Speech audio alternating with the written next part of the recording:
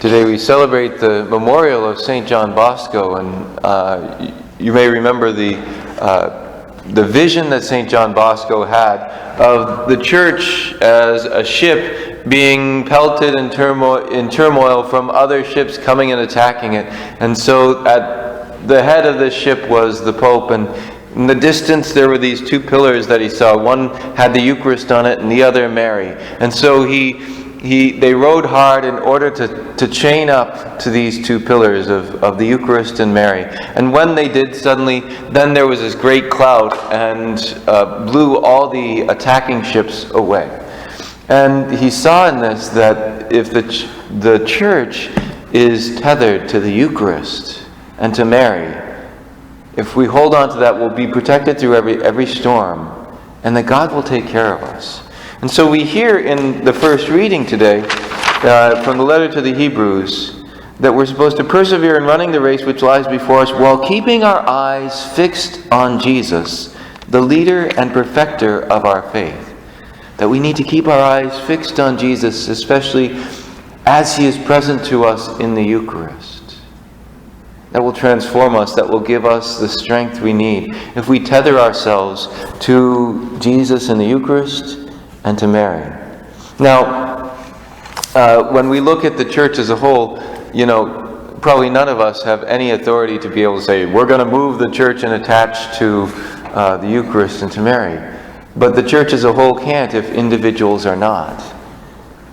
And each one of us, by our choices, to stay close to the Eucharist, to stay close to Mary, each one of us can be a part of that tethering of the church, of keeping the church as a whole close to Jesus and Mary, because while none of us is the whole church, each of us is part of the church.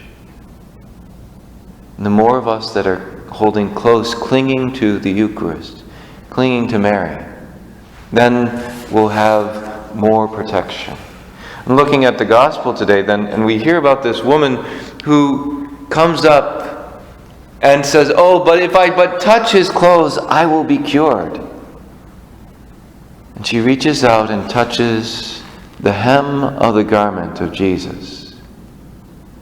When you think about it, each one of us does more than touching the hem of the garment of Jesus. As we come to communion, he comes and enters into us. We touch him, but there's more than a touch. He enters deep inside of us to become one with us. This incredible gift of love that Jesus has for you and for me.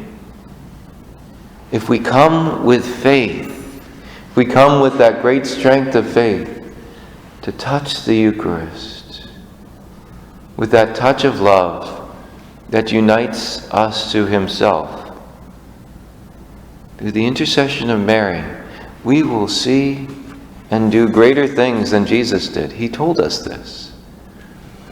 May we this day commit ourselves again to holding close to Jesus in the Eucharist and to Mary.